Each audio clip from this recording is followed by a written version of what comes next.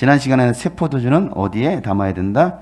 새 부대에 담아야 둘 다 보존할 수 있다라는 말씀을 나눴어요. 다시 말해서 시대가 바뀐 것입니다. 역사가 바뀐 거예요.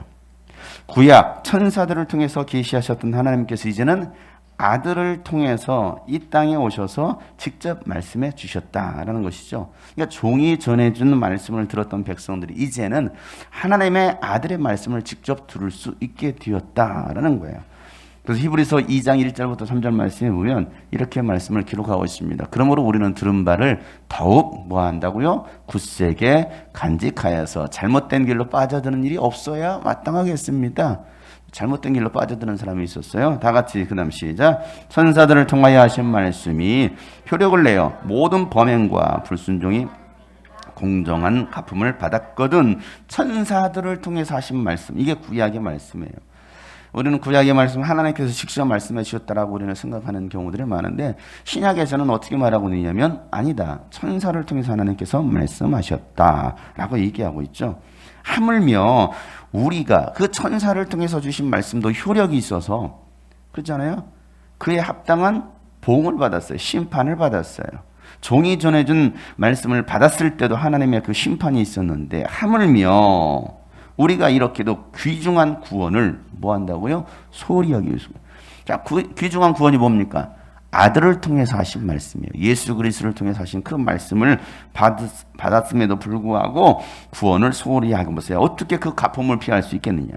종이 전해준 율법을 통해서도 그 심판을 받는데 하나님의 아들이 오셔서 말씀을 주시는 그 말씀을 무시한다면 그 심판을 피할 수 있겠느냐? 절대 피할 수 없다라고 말하고 있어요. 이 구원은 주님께서 직접 처음에 말씀하신 것이고 그것을 들은 사람들이 우리에게 확정하여 준 것이다. 처음에 예수님이 말씀하셨지만 이제는 예수님을 통해서 말씀을 들었던 사도들 오늘 우리를 통해서 하나님의 말씀을 듣고 있지 않아요? 그러나 이제는 우리가 누구의 말씀을 들어야 하겠느냐? 종의 말씀입니까? 아들의 말씀입니까? 당연히 아들의 말씀을 오늘 우리는 들어야 된다는 거예요. 예수님이 베드로와 요한과 야고보를 따로 산에 데리고 올라가셨을 때에 예수님 모습이 갑자기 변합니다. 그리고 거기에 모세와 엘리야가 나타나죠. 예수님과 함께 얘기를 나누는 그 장면을 목격하고 베드로가 뭐라고 말을 합니까? 여기가 좋사오니 우리가 초막 셋을 짓고서 하나는 예수님을 위해서, 하나는 엘리야를 위해서, 하나는 모세를 위해서 이곳에 모시도록 하겠습니다 라고 말을 하자 하늘로부터 음성이 들려오기를 마태복음 13장 3절부터 5절에 이렇게 말씀하고 있습니다. 그리고 모세와 엘리야가 그들에게 나타나더니 예수와 더불어 말을 나눴다. 그때 베드로가 예수께 말하기를 선생님 우리가 여기에 있는 것이 좋겠습니다. 원하시면 제가 여기에다가 천막을 셋을 지어서 하나는 선생님을, 하나는 모세를, 하나는 엘리야를 모시도록 하겠습니다. 베드로가 아직 말을 하고 있는데 갑자기 빛나는 구름이 그들을 뒤덮었다. 그리고 구름 속에서 시작 너희는 그의 말을 들어라 하는 소리가 들려옵니다. 그래요. 나는 그를 좋아한다. 그는 나의 사랑하는 아들이고 내가 기뻐하는 자다. 이제는 너희가 누구의 말을 들어라? 예수 그리스도의 내 아들의 말을 들으라는 거예요.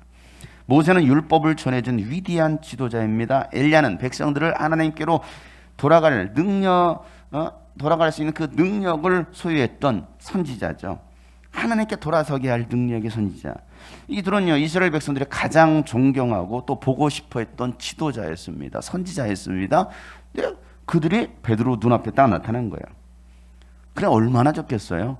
그런데 하늘로부터 음성이 들리기를 내 사랑하는 아들인 저의 말을 들으라. 내가 그를 기뻐한다라고 말씀하시는 거예요.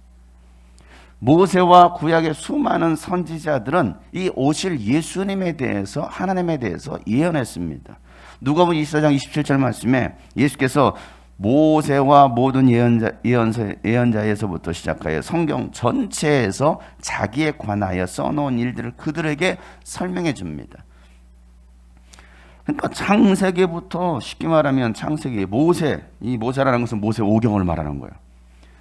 모세 오경과 또 많은 예언자들, 그 기타 등등의 많은 예언자들, 말라기까지 성경 전체에서 이 성경 전체는 무슨 성경이 있어요? 당연히 구약 성경이죠. 구약 성경 전체에서 나에 대해서 써놓은 이 일들 예수님께서 자세하게 설명해 주는 거예요. 그러니까 구약은 전체가 누구를 말하고 있는 거예요? 예수 그리스도를 말하고 있는 거예요. 나에 대해서 썼다. 24장 44절 이렇게 말합니다. 예수께서 그들에게 말씀하셨다. 시작. 내가 전에 너희와 함께 있을 때 너희에게 말하기를 모세의 율법과 예언서와 시편의 날을 두고 기록한 모든 일이 반드시 이루어져야 한다고 하였다. 그래요. 구약 전체를 통해서 예수님을 말씀했는데 그것이 반드시 이루어져야 될 것이다. 그러니까 이 수천 년 전에 예언되었던 그 예수님께서 때가 참에 이 땅에 오신 거예요. 그러니까 그림자로만 보여줬던 예수님께서 이제는 실체로 나타나신 것이죠. 그래서 우리는 그 누구보다도 예수님을 전하는 말씀을 들어야 바른 믿음이 생기는 거예요.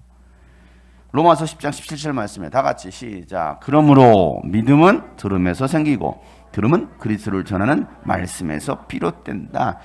내가 뭘 듣느냐에 따라서 그게 나에게 믿음이 되는 거예요. 여러분들이 어떤 설교를 듣느냐에 따라서 그게 나에게 믿음이 된다니까요. 가짜 뉴스를 계속 들어보세요.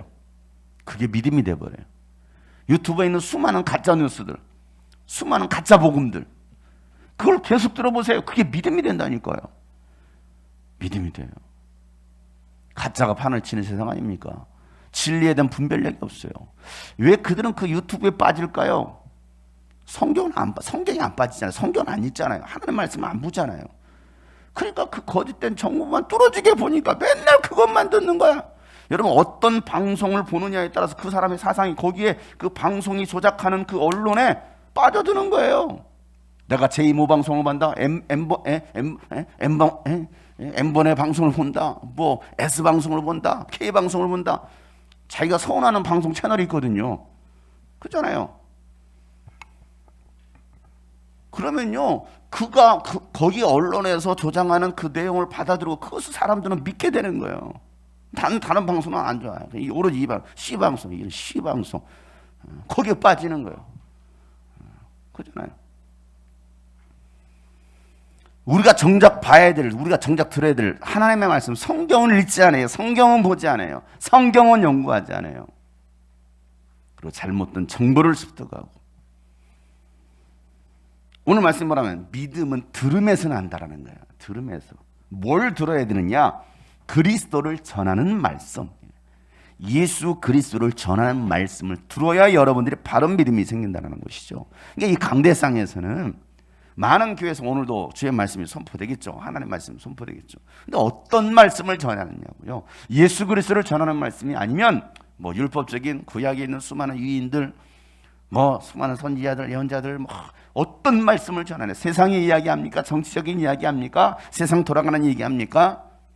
정작 우리가 들어야 될 예수 그리스도의 말씀을 듣지 않는 거예요. 그래서 잘못된 믿음, 나는 과연 어떤 믿음을 가지고 있느냐?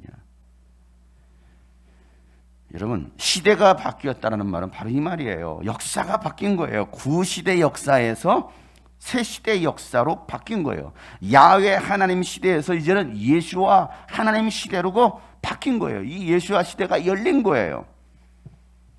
여러분, 그렇다고 해서 여러분 옛 역사가 무시되었습니까? 아니에요. 구약의 역사가 뭐 다 필요 없습니까? 아니에요. 예수님은 율법을 폐하러 오신 분이 아니라 완성하러 오셨다는 거예요. 구약에 차곡차곡 벽돌을 쌓아놨다고 한다면 그 위에 예수님께서 마지막 벽돌을 올려서 완성하는 거예요. 그렇잖아요. 그 마지막 벽돌을 올리기 전까지는 이건 미완성인 거야. 나는 이 벽돌 하나만 올리면 돼. 이게 가장 중요한 거야. 나머지 다 필요 없어. 다 허물어버려. 세워집니까? 아니잖아요. 구약의 벽돌 하나 쌓아둔 그 위에 마지막으로 예수 그리스도의 벽돌을 딱 올린 거예요. 반석 대신 예수 그리스도. 자, 마태복음 5장 17절 말씀 다 같이 한번 읽어보겠습니다. 시작. 내가 율법이나 예언자들의 말을 폐하러 온 줄로 생각하지 마라. 폐하러 온 것이 아니라 완성하러 왔다라고 말씀하고 있어요. 완성. 누가 완성하셨다고요? 예수님께서 완성하신 거예요. 새 부대를 준비한 사람만이 새 포도주를 담을 수 있습니다. 준비되어 있지 않으면 담을 수 없어요. 이제는 포스트 코로나 시대가 되었어요. 그렇다고 한다면 이제는 이 시대에 맞춰서 새 포도주를 담을 수 있어야 돼요. 낡은 부대만을 계속 고집한다면 새 포도주는 담을 수가 없는 거예요. 시대가 바뀌었잖아요. 역사가 바뀌었잖아요. 여러분, 이 새 포도주가 변질된 복음을 말하는 게 아니에요. 복음의 변질을 말하는 게 아닙니다. 뭐 동성애를 인정해야 된다, 차별금지법을 통과시켜야 되고 또 납폐죄 폐지법을 인정해야 된다, 그런 말이 아닙니다. 진리는 절대 변할 수 없습니다. 절대 변해서도 안 됩니다. 여러분, 진리는 바꿀 수 없어도 진리를 전하는 방식은 바뀔 수가 있어요. 어떻게 복음을 전할 거냐, 이 방식은 바뀔 수 있거든요. 하나님의 말씀은 바뀌지 않아도 새 포도주는 바로 예수 그리스도이십니다. 우리는 이 예수 그리스도의 말씀에 집중해야 됩니다. 예수님께서 말씀하시는 바를 깨달아야 되는 거예요. 그래야 우리가 하나님 아버지를 잘 섬길 수가 있어요. 예수님은 옛 계명이 아닌 새 계명을 말씀하고 계십니다. 오늘 본문 말씀도 이 새 포도주 새 부대에 담아야 된다고 말씀하는 그 연장선에 있습니다. 자, 이 말씀의 배경이 된 날이 어느 날이에요? 1번 복날, 2번 그냥 뭐 무슨 날이에요? 안식일 날 아닙니까? 이 말씀의 배경이 안식일이었어요. 자, 이 날 무슨 일이 일어났어요? 벌써 잊어버렸어요? 23절 말씀 다 같이 시작. 안식일에 예수께서 밀밭 사이로 지나가시게 되었다. 제자들이 길을 내면서 밀 이삭을 자르기 시작하였다. 이게 사건의 발단이에요. 이게 시작이었다고요. 자, 제자들이 밀밭 사이로 걸어가다가 무엇을 합니까? 이삭을 뭐예요? 이삭을 자르기 시작하는 거예요. 이삭을 막 자르기 시작합니다. 자, 이렇게 우리가 읽었던 말씀에는 이 마가복음에는 이삭을 자르기 시작했다라고 기록하고 있는데, 다른 복음서에서는 뭐라고 표현하고 있냐면 이삭을 잘라서 손으로 비벼서, 비비는 건 뭐예요? 에? 탈곡. 그 어려운 단어를 쓰네. 역시 나이가 많아. 탈곡. 연차가 많아서 그래요. 여러분 탈곡이라는 단어 씁니까? 탈곡이 뭔지도 모르죠? 이게 뭐예요? 비겨서 이제 연식이 이제 조금 바뀌니까 껍질을 벗겼다. 여기는 탈곡했다. 그래요. 탈곡이는 껍질을 벗겼습니다. 뭐 하려고? 그 안에 있는 씨앗을 빼려고. 자, 이삭을 비벼서 그 다음에 뭐라고 쓰면 먹었다라고 쓰고 있어요.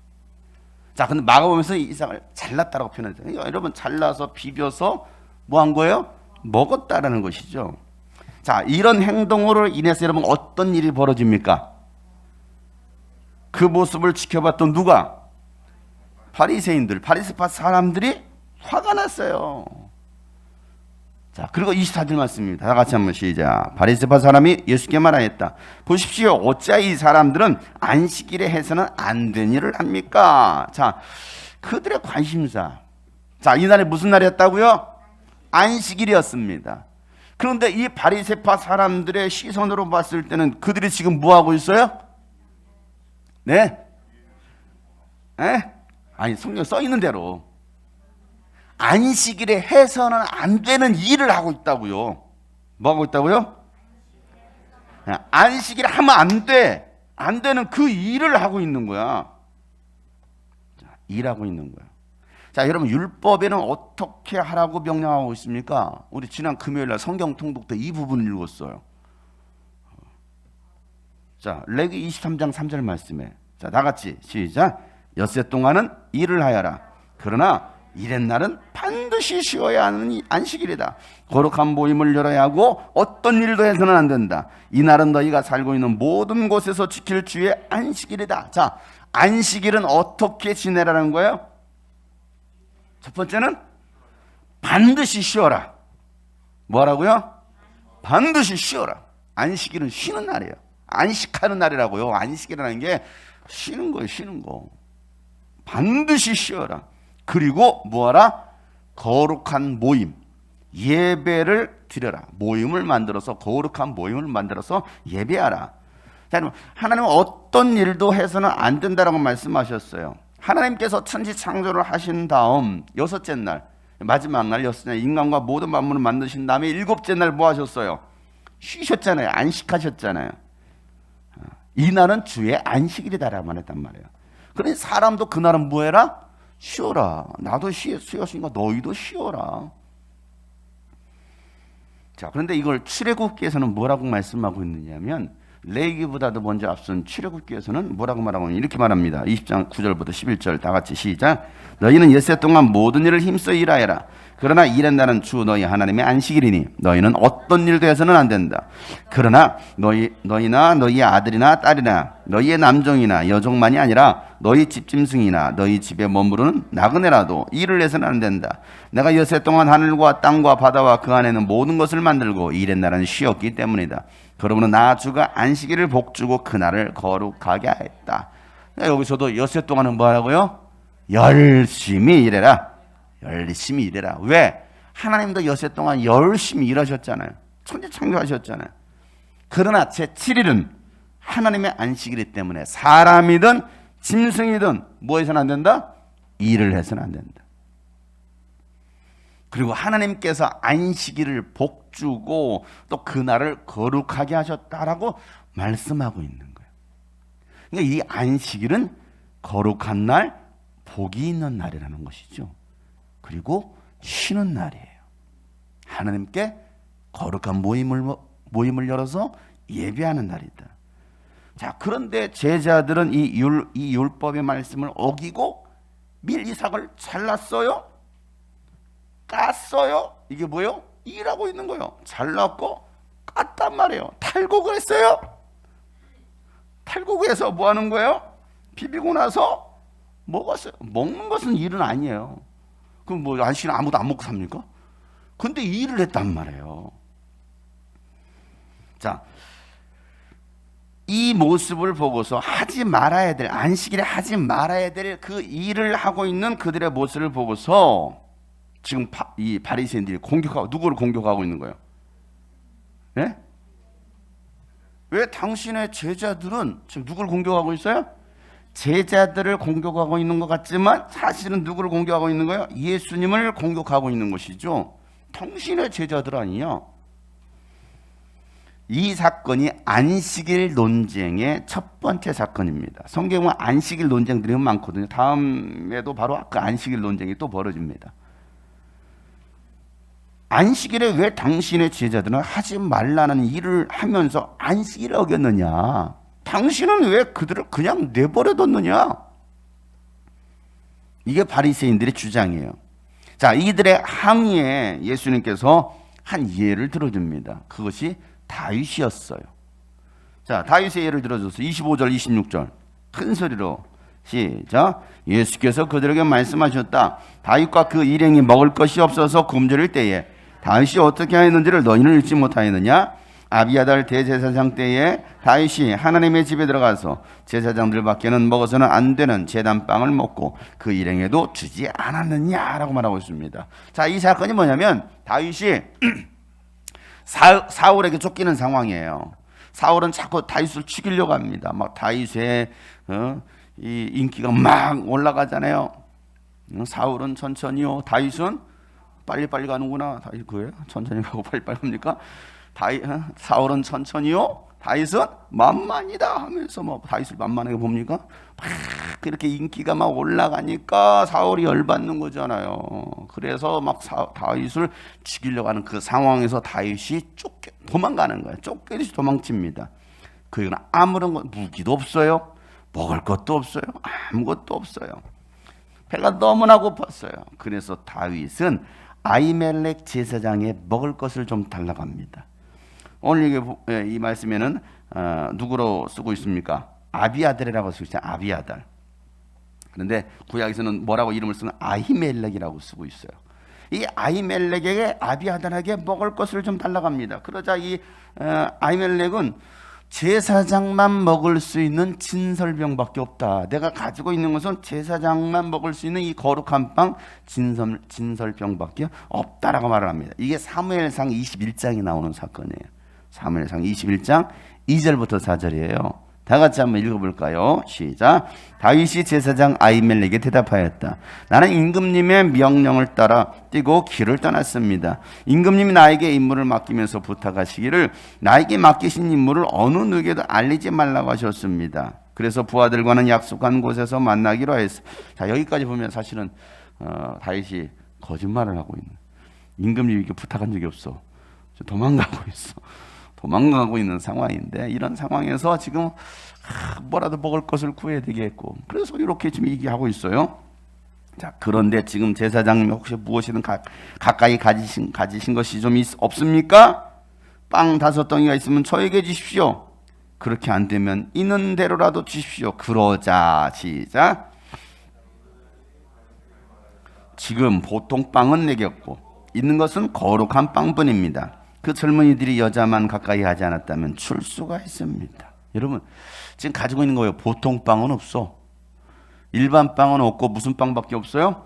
하나님의 제단에 올려진 거룩한 빵밖에 없는 거, 진설병밖에 없는 거. 이건 누구만 먹을 수 있다? 제사장 외에는 먹을 수 없다라고 하나님께서 분명히 말씀하셨어요. 제사장 외에는. 왜? 이건 거룩한 빵이기 때문에. 그런데 이 아히멜렉은 어떻게 합니까? 혹시 당신의 부하들이 여자를 가까이 한 일이 없으면 내가 줄 수 있다 라고 말을 해요. 그러자 다윗이 또 그게 더 답변합니다. 여자를 가까이 할 수 있는 상황이 아니었습니다. 그러니 그들도 지금 부정하지 않습니다. 그래, 자, 그럼 이거 갖다가 너도 먹고 병사들에게도 갖다 줘라 하고서 그 빵을 주는 장면이거든요. 자, 아히멜렉은 제사장 외에는 먹을 수 없는 그 빵을 다윗에게 주었어요. 예수님은 이 사건을 예로 들면서, 야, 다윗도 진설병을 먹었어. 그럼 이거 율법을 어긴 거 아니야? 그런데 하나님은 그에게 율법을 어겼다라고 이 죄를 말하지 않았어요. 다윗에게 이 율법을 어긴 죄를 적용시키지 않았단 말이에요. 이 말씀에서 우리는 볼 수 있는 것이 바로 하나님의 긍휼하심입니다. 하나님의 긍휼하심. 지금 다윗이 어떤 상황이냐 이거예요. 하나님은요, 하나님께서 이 하나님의 백성들이 지켜야 될 규례와 법도를 주셨습니다. 율법을 주신 이유가 뭡니까? 율법을 주신 이유는 인간은 하나님의 백성을 보호하려는 하나님의 계획이었습니다. 뭐 이 율법 줘가지고 내가 너희들 다 죽여버릴 거야. 안 지켜? 다 죽여. 그러기 위해서 우리에게 율법을 주신 게 아니라 이 말이에요. 인간들을 이 하나님의 백성들을 보호하시려고 주신 것이 바로 율법이었어요. 이 율법이 인간을 위해서 있는 것이지 하나님을 위해서 있는 게 아니거든요. 아, 기분 좋다. 너희들 율법을 지키는구나. 아, 기분 좋다. 하나님 기분 좋으라고 율법을 주신 게 아니에요. 철저하게 인간 편에서 인간을 도우려고, 인간에게 생명을 보존케 하려고 율법을 주셨어요. 생명을 빼앗으려고 주신 게 아니에요. 근데 다윗과 그의 일행이 굶주려 있었을 때 율법만 따지면 진설병을 줘야 돼, 안 돼야 돼요? 당연히 줘서는 안 됩니다. 먹어서도 안 되는 거예요. 그런데 하나님은 그 다윗을 긍휼히 여기시고 계십니다. 사울에게 쫓기고 있어요. 굶주려 있습니다. 하나님은 그에게 긍휼을 베푸시고 진설병을 줘서 먹게 하심으로 하나님의 은혜가 무엇인지를 알게 하는 사건이 바로 제사장만 먹을 수 있는 진설병을 준 사건입니다. 야, 이게 하나님의 긍휼이구나, 하나님의 은혜이구나. 그럼 하나님께서 율법을 파괴했나요? 진설병은 하나님의 생명의 떡입니다. 하나님의 생명의 떡, 거룩한 떡, 예수 그리스도의 말씀, 예수님의 살이 바로 진설병이에요. 아히멜렉이 다윗에게 진설병을 줘서 먹게 한 것이 바로 불법이 아니라 절대적인 하나님의 은혜라는 것을 알게 하는 것입니다. 안식일이 사람을 위해 있는 것이지 안식일을 위해서 사람이 존재하는 것이 아니다라고 말씀하고 있는 거예요. 우리는 이걸 잘못 오해하고 있습니다. 우리에게 율법이 왜 주어졌느냐? 복음이 우리에게 왜 주어졌느냐? 우리를 죽이려고, 우리를 힘들게 하려고, 우리 신앙생활을 어렵게 하려고, 우리에게 고통을 주려고 하나님께서 우리에게 이 말씀을 준 게 아니라는 거예요. 오늘 27절 말씀의 본문에 다 같이 시작. 그리고 예수께서는 그들에게 말씀하셨다. 안식일이 사람을 위하여 생긴 것이지 사람이 안식일을 위하여 생긴 것이 아니다 라고 말하고 있습니다. 이 바리새인들은요, 율법의 행위를 통해서 의로워질 수 있다라고 생각했습니다. 그래서 이 사람의 교훈과 율법만 지키면 된다고 했던 거예요. 바리새인들에게는 뭐가 없습니까? 사랑과 용서가 없어요. 뭐만 있어요? 법만 있어요. 법. 이 법 외에는 없는 거야. 긍휼의 마음이 없습니다. 하나님의 마음은 없고 이 돌판에다 새긴 율법만 있었던 것입니다. 그래서 자신들이 가지고 있었던 율법의 잣대로 사람들을 평가하고 정죄하고 심판하기 시작하는 거예요. 나는 율법을 지켰어. 나는 율법을 가지고 있다고. 나는 그러니 거룩한 사람이야 라고 생각하는 거예요. 그러니까 율법을 지키는 자신들은 거룩하고 율법을 지키지 않는 사람들은 다 부정한 죄인이어서 율법대로 심판해야 된다라고 그들은 생각했던 것입니다. 그래서 예수님께서 추궁하는 거예요. 왜 당신의 제자들은 당신에게도 문제가 있는 거 아니야? 라고 말하고 있는 것이죠. 그들은 모두가 다 이 모세의 자리에 앉아 있었던 것입니다. 율법이라는 안경을 쓰고서 모든 사람들은 판단하고 있는 거예요. 이런 자들에 대해서 예수님은요, 마태복음 23장에 자세하게 말씀하고 있습니다. 바리새인들과 율법학자들에 대해서 책망하신 말씀인데요. 자, 이 말씀을 한번 보면서 나는 과연 어떤 사람인가 한번 생각해 보는 시간이 되었으면 좋겠습니다. 23장 전체가 그 내용이거든요. 자, 23장 성경으로 한번 볼까요? 한 장을 다 읽어야 돼요. 좀 긴 말씀이지만 이 말씀을 통해서 나에게 해당되는 말씀은 없는 걸 한번 보자라는 거예요. 마태복음 23장 자 2절부터 한번 읽어보겠습니다. 율법학자들과 바리새파 사람들은 어디에 앉아 있어요? 모세의 자리에 앉아 있어요. 이스라엘 성지순례 갔다 오신 분들은 이게 바로 모세의 자리입니다. 가버나움에서 여기가 바로 모세의 자리입니다 했던 것을 보셨고 기억이 안 날 거예요. 보셨고 기억이 안 날 뿐입니다. 자, 그게 모세의 자리입니다. 그 모세의 자리에 앉아서 회당 입구에 딱 있거든요. 회당 입구에 이 모세의 자리가 있어요. 이런 자리가 돌 의자가 있어요. 거기 딱 앉아가지고 높은 자리에 앉아서 사람들을 심판하는. 무슨 죄에 있어서? 그래 이렇게 이게 모세의 자리예요. 자, 그러므로 그들이 너에게 말하는 것은 무엇이든지 다 행하고 지켜라. 그러나 그들의 행실은 따르지 말라. 왜요? 그들은 말만 하고 행하지 않는다. 그들은 지기 힘든 무거운 짐을 묶어서 남의 어깨에 지우지만 자기들은 그 짐을 나르는데 손가락 하나도 까딱하려고 하지 않는다. 그들이 하는 모든 일은 사람에게 보이려고 하는 것이다. 자, 구체적으로 설명합니다. 그들은 뭘? 경문곽을 크게 만들어서 차고 다니고. 자, 이 경문곽이 뭐냐? 여러분 유대인들 보면 이마에다가 이렇게 까만 걸 박스 하나를 딱 붙이고 다니는 거 보셨어요? 유대인들 보면 까만 이 모자 쓰고 이 까만 이 네모난 걸 딱 붙이고 다니는 거. 다 붙이고 다니. 보셨어요? 여기 신명기 율법의 6장 말씀이 새겨져 있어요. 그러니까 이마에다가도 하나님의 말씀, 이거 성경대로. 그래서 이 경곽을 어떻게 하는 거 더 크게 만들어 이렇게 더 크게 보이라고. 이해가십니까? 보이라고. 자, 그다음 옷술을 길게 늘어뜨린다. 옷술이 뭐예요? 옷술. 제가 저기 안에 유대인들 기도 소리 있는데 옷술은 뭐냐면 유대인들 기도술 드시면 여기 이 하얀 술을 쫙 매단단 말이에요. 이렇게 뭔지 아셔요? 그냥 안다고 해요. 그냥 그거예요. 그거 옷술을 더 길게 늘어뜨린다라는 거예요. 더 길게. 짧은 것보다는 긴 게 낫잖아. 훨씬 멋있잖아. 있어 보이잖아. 길게. 왜? 성경에 또 옷술을 내리라고 이렇게 매달으라고 성경 써 있으니까. 자, 그리고 잔치에는 뭐합니까? 윗자리에 앉습니다. 회당에서는 높은 자리에 앉기를 좋아하고, 장태에서 아유 랍비님, 바리새님, 인사받기를 아유 목사님, 아유 우리 리더님, 아이고 우리 청년회장님, 유튜브에도 안 들어왔나? 안 보이네. 들어왔으면 들어왔다고 댓글 좀 달아보시고, 네, 아이고 누구님, 이렇게 인사받기를 좋아하고, 또 사람들에게 랍비라고 불리는 것을 좋아한다. 그러나 너희는 랍비라는 호칭을 듣지 마라. 저 혼자 읽으니까 참 재미없네요. 너희의 선생은 한 분뿐이요. 너희는 모두 형제자매들이다. 자, 너희의 선생은 한 분뿐이다. 그분이 누구라는 거예요? 하나님 한 분밖에 없다. 하나님만이 여러분의 선생가 아니냐. 너희들은 모두가 누구다? 형제자매다. 형제자매다. 엊그저께 우리 교회 청년 자매가 막 이제 장난하면서 저한테 장용성 형제님 그래. 내 자매님 그랬어. 그래. 우리 모두가 다 형제자매예요. 자, 옆에 사람 보면서 형제님, 자매님. 맞아요.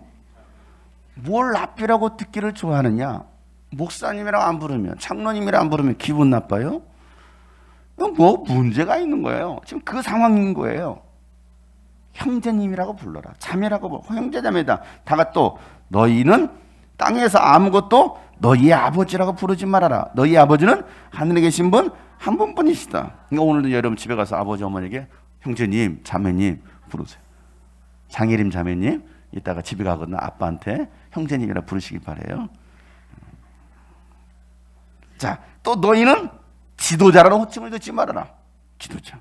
너희의 지도자는 그리스도 한 분뿐이시다. 또 혼자 읽고 있어요.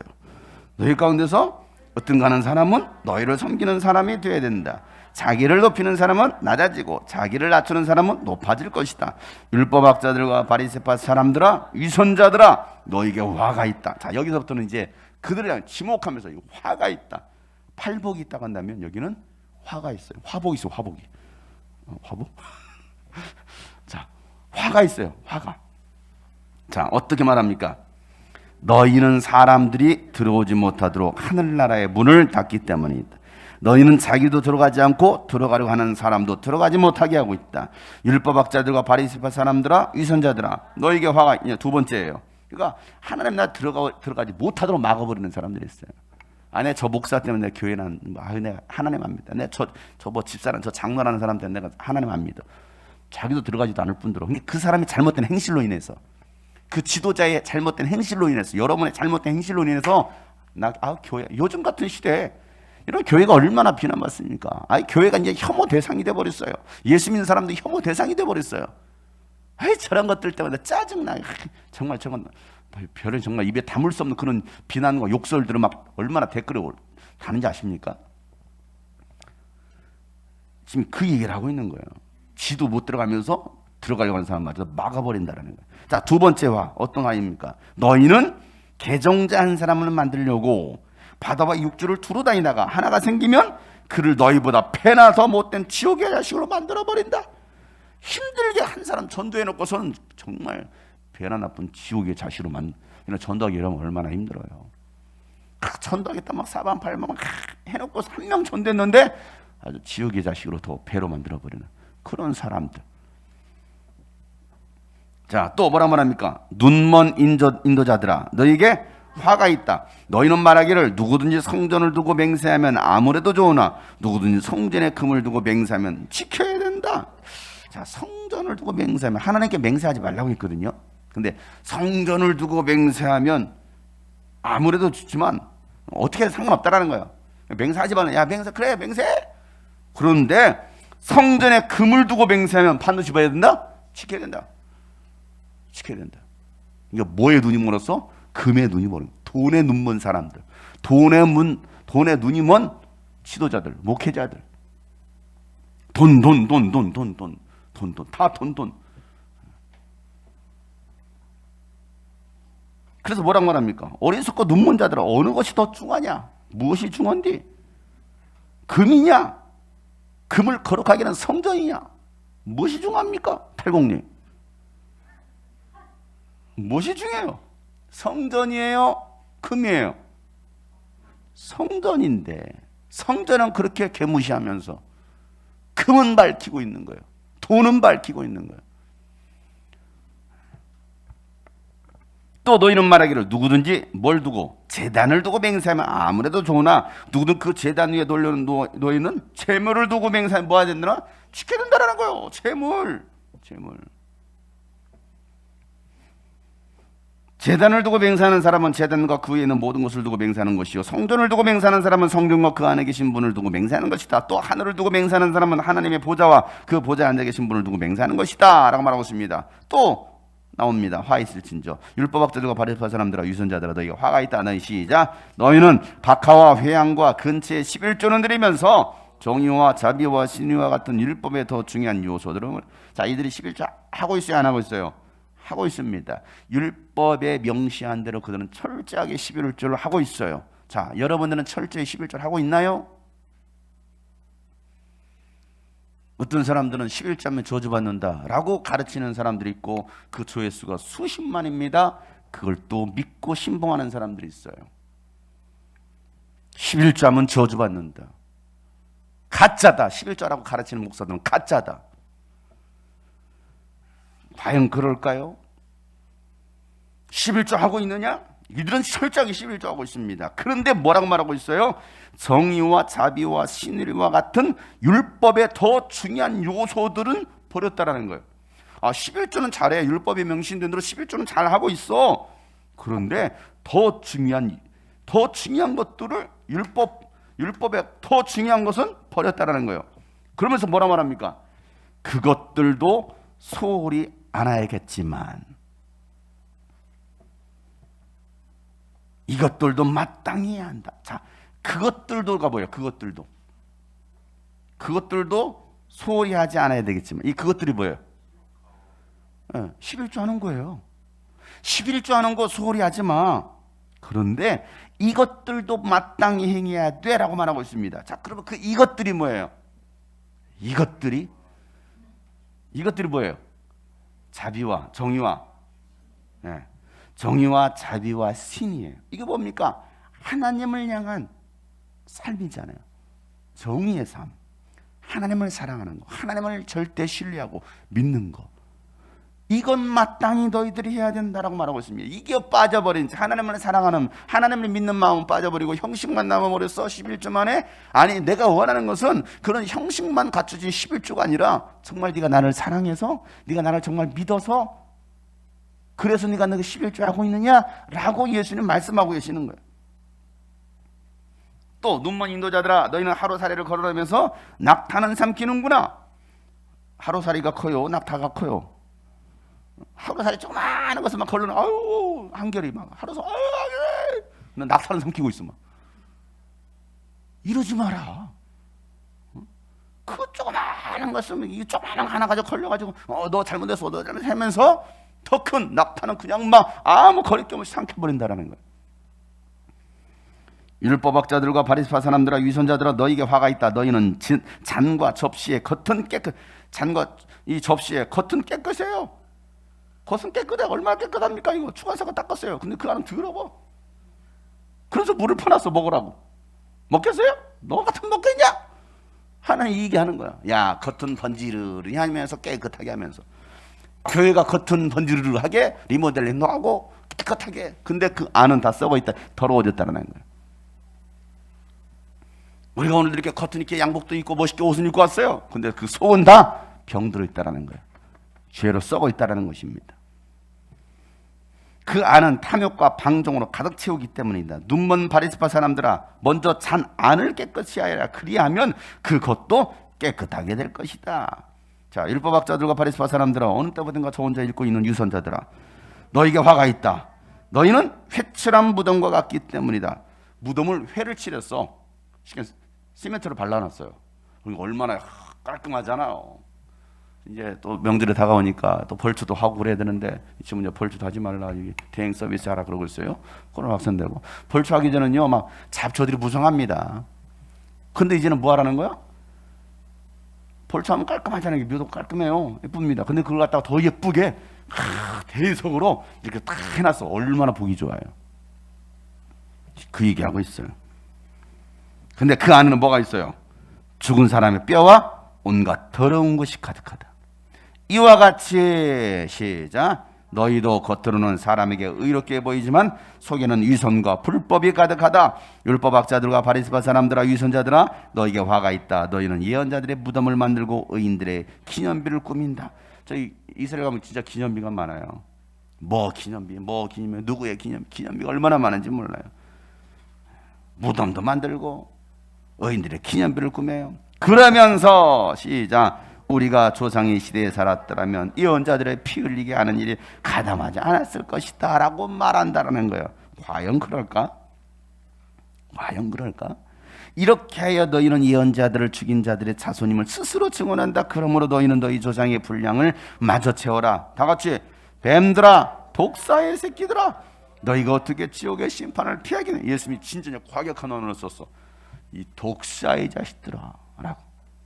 이 뱀들아, 독사의 새끼들아. 개의 새끼들이라 안 한 게 다행이네. 그죠? 우리나라 편에서 이 개의 새끼들아 있으면은 개새가 되겠죠. 그죠? 여기는 독새가 되었어요. 독새. 이 독사의 새끼들아. 심한 욕이에요 이게. 너희가 어떻게 지옥의 심판을 피하겠느냐. 이 말은 무슨 말이에요? 피할 수 있다 없다? 없다. 이렇게 신앙생활하는 사람들은 절대 지옥 심판을 피할 수 없다. 그러므로 내가 예언자들과 지 있는 자들과 율법학자들을 너에게 보낸다. 너희는 그 가운데서 더러는 죽이고 더러는 십자가에 못 박고 더러는 회당에서 채찍질하고 이 동네 총독으로 박해할 것이다. 그리하여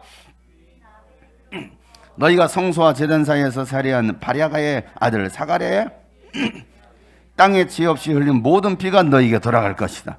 내가 진정으로 너희에게 말한다. 이 일의 책임은 다 이 세대에게 돌아갈 것이다. 예루살렘아, 예루살렘아, 네게 보낸 예언자들을 죽이고 돌로 치는구나. 암탉의 병아리를 날개 아래 봄듯이 내가 몇 번이나 내 자녀들의 모아 풍물에 하였더냐. 그러나 너희는 원하지 않았다. 보아라, 너희 집은 버림을 받아서 황폐하게 될 것이다. 내가 너희가 말한다. 너희가 주님의 이름으로 오시는 분은 복되시다 하고 말할 그때까지 너희는 나를 다시 보지 못할 것이다 라고 말하고 있습니다. 주님이 다시 오시는 그날 때까지 너희는 다시는 보지 못할 것이다. 여러분, 이 말씀의 핵심이 뭐예요? 이 말씀의 핵심은, 이 한 장에 걸쳐서 했던 이 말씀의 핵심은, 너가 정말 하나님을 사랑하는 마음이 있느냐? 하나님을 사랑하는 그 정의와 자비와 신의가 있느냐? 그걸 빠진 채 율법을 행하면 다른 사람들을 정죄하고 판단한 너희들이 심판받을 자들이다. 너희들은 바로 지옥 자식이다라고 예수님은 말씀하고 있는 거예요. 오늘 이 말씀을 듣고 우리는 한번, 나는 과연 어떤 사람일까? 나는 여기에 해당이 되지 않나? 한번 생각해 보자라는 것이죠. 예수님은 안식일의 주인이십니다. 안식일을 만드신 분이고 그날을 복되게 하신 분이십니다. 안식일에 참된 주인이 오셔서 어떻게 안식일을 보내는 것이 하나님께서 기뻐하시는 안식일인지를 말씀해 주고 계시는 거예요. 오늘 본문 28절 말씀에 그러므로 인자는 또한 안식일에도 주인이다. 이날 내가 만들었어. 이날의 주인은 누구야? 바로 나다. 오늘 밤 안식일의 주인공은 나야, 나. 라고 오늘 예수님 말씀하고 계시는 거예요. 그런데 착각하고 있는 거죠. 많은 사람들이. 안식일의 주인이 여러분이에요? 아니에요. 안식일의 주인 누굽니까?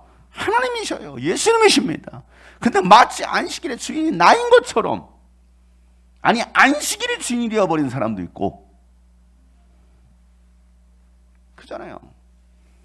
안식일 자체가 주인이 되어버린 사람이 있고, 자기가 주인이 되어버린 사람이 있고, 진짜 예수님이 주인 된 사람이 있고. 우리는 지금 이 안식일의 주인 되신 예수님께서 부활하신 날을 기념해서 안식일에 아닌 주일을 지키고 있습니다. 주일은 전적으로 주님의 날이고 우리를 위해서 주신 날입니다. 사람이 주일을 위해서 있는 것이 아니라 주일이 사람을 위해서 있어요. 여러분, 이 말을 오해해서 혹시 주일을 내 마음대로 써도 된다, 나를 위해서 있으니까 나를 위해서 내 마음대로 쓴다라고 여러분 오해하시면 안 됩니다. 안식일의 주인 되신 예수님 안에서 쉼을 누리고 즐거워하는 날이 주일이라는 것이죠. 대면 예배든 비대면 예배든 주일 이 오전 예배만 드렸다고 내가 하고 싶은 거 다 한다면서 즐기는 날이 여러분 주일이 아니라는 거예요. 예배했어? 땡! 끝났어? 유튜브 꺼? 예배 끝났다? 꺼? 이게 주일이 아니라는 거예요. 많은 사람들은 착각하고 있습니다. 그 한 시간 때우면 된다는 거예요. 어떤 교회는 1부, 2부, 3부, 1부가 6시부터 1부가 있어요. 예배가. 아니 새벽 예배 있고요. 1부 예배 6시, 7시부터 있으면 7시, 8, 9시, 10시, 11시부터 한 5부, 6부까지 있는 대형 교회는 그렇게 있어요. 그 중에 한 번만 참아하면 된다고 생각하는 거예요. 한 번만. 그래서 한 번 딱 때우면 그냥 새벽 예배 갔어. 나 예배 갔다 왔어. 이제 골프 치러 가는 거예요. 골프 치러. 그게 주일입니까, 여러분? 이게 주일의 개념일까요? 하나님 쉬래며 마음껏 여러분 마음껏 유행을 즐기며 놀으라고 여러분 우리가 그 주일을 줬을까요? 아니라는 거예요. 지금 율법주의에 빠진 사람도 문제지만 방종에 빠진 사람은 더 문제라는 것이죠.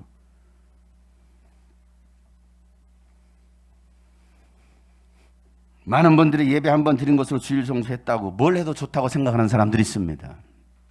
여러분, 주일은 어떤 일도 해서도 안 되지만 가장 중요한 거 영혼을 구원하고 영혼을 세우는 일을 하면 주님 안에서 열심히 이 생명의 떡을 나누면서 일하라는 거예요. 제사장만 먹을 수 있었던 그 진설병을, 그 다윗을 살리기 위해서, 하나님의 충고를 살리기 위해서 그 떡을 줍니다. 제사장만 먹을 수 있었던 그 떡을 줍니다. 하나님은 그걸 죄라고 말씀하고 계시잖아요. 율법을 어겼는데 하나님은 그게 죄가 아니라는 거예요. 왜? 이게 하나님의 긍휼이기 때문에. 그러면 이 주일날 그래 그냥 뭐 해도 돼? 이 말이 아니라는 사실을 여러분 꼭 기억하세요. 지금은 자유롭지 못한 상황에서 하나님을 예배하는 이 주일을 보내고 있습니다. 현장에 나오지 못하는 이 상황 속에서도 또 온라인으로 함께하고 있는, 또 예배하고 있는 사람들이 계십니다. 여러분이 계신 그곳이 주일 예배 현장입니다. 그런데 이런 상황이 아닌데도 나의 편안함을 위해서, 나의 편리를 추구하기 위해서 그렇게 하고 있다고 한다면 그것은 주님과 나를 위한 예배가 아니라는 거예요. 어쩔 수 없는 상황 속에 있을 때 아히멜렉은 제사장만 먹을 수 있었던 그 진설병을 다윗에게 나눠주면서 먹게 했던 것처럼 지금은 어쩔 수 없는 이 상황이기에 이렇게 해서라도 우리의 영혼의 생명을 유지해야 된다는 것이죠. 어쩔 수 없는 이 상황 속에서 북한 성도들 보세요. 그들은 이렇게 공개된 곳에서 예배하지 못해요. 그럼 그들은 예배가 아닐까요? 이렇게 다 모여야만 교회 현장에 와서 예배하면 여러분 예배입니다 라고 주장할 수 있습니까? 아니라는 것이죠. 그런 상황이 되어버렸어요. 지금 우리나라가 그런 상황이, 때로는 감시 아닌 감시를 받을 수도 있고요, 또 방역을 위해서도 그럴 수도 있습니다. 자, 이런 상황에서 우리가 어떻게 할 것이냐, 이곳에 있든지 집에 있든지 어디 있든지 정말 하나님 앞에 예배하는 자세로 예배하느냐. 근데 이게 해제가 됐어. 늦잠 잤네, 유튜브 켜, 유튜브 온라인 예배해야지. 오늘 바쁜 일정에서 차 몰면서 야 유튜브 켜, 이동하면서 보자. 예배를 봅니까? 시청합니까? 잘못된 예배. 누구를 위한 안식일입니까? 사랑하는 성도 여러분, 누구를 위한 안식일을 보내고 계십니까? 이 주일을 보내고 계십니까? 나를 위한 안식일입니까? 하나님을 위한 안식일입니까? 안식일을 위한 안식일을 보내고 계십니까?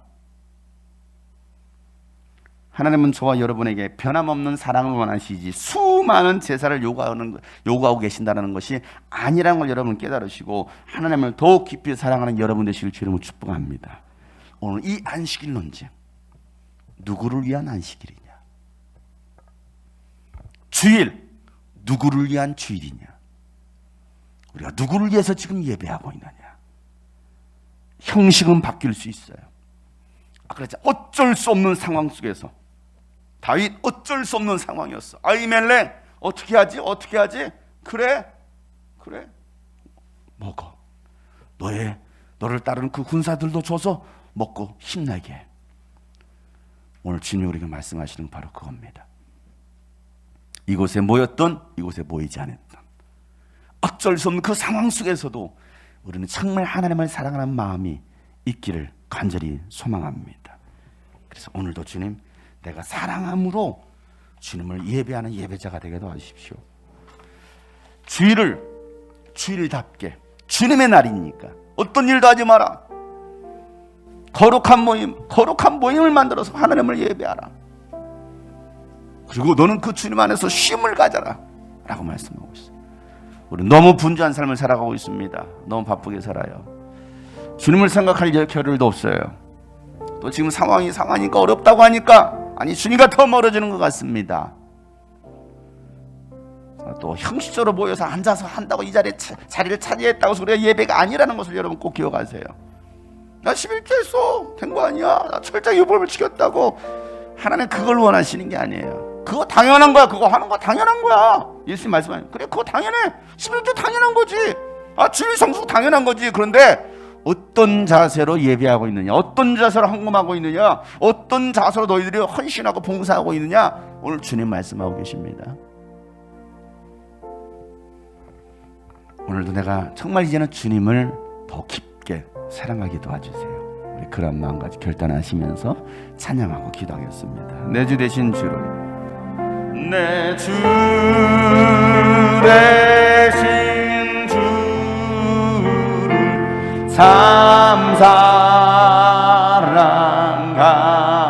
사랑하고 곧 그에게 죄를 다고 합니다. 그 은혜를 주신 내 예수시니 이전보다 더욱 사랑하시네.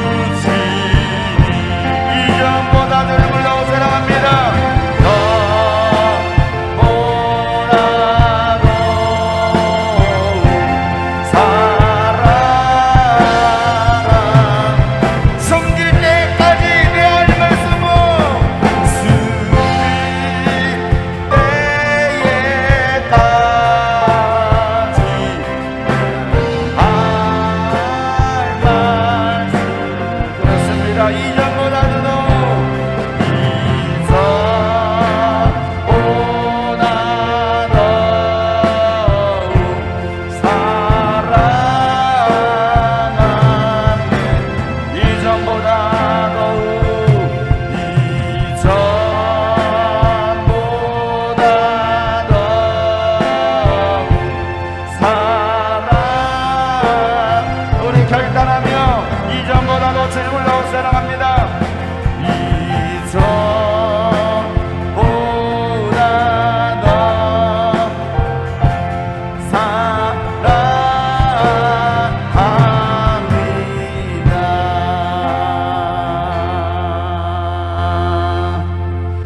하나님, 이전보다도 더욱 주님을 사랑하는 저희들 되게 하여 주시옵소서.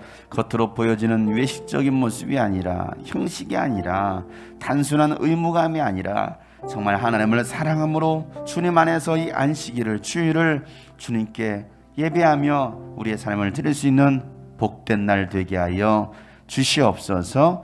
이제는 우리 구주 예수 그리스도의 은혜와 하나님 아버지 놀랍고도 지극하신 사랑과 성령님의 감화 감동 교통 충만하심이 오늘 말씀처럼 이제는 주님 안에서 즐거워하고 기뻐할 수 있는 안식일을 보내며 또 하나님 안에서 예배하는 저희들의 모든 삶 가운데 이제부터 영원토록 함께 하시기를 간절히 축복하며 기도하옵나이다. 아멘.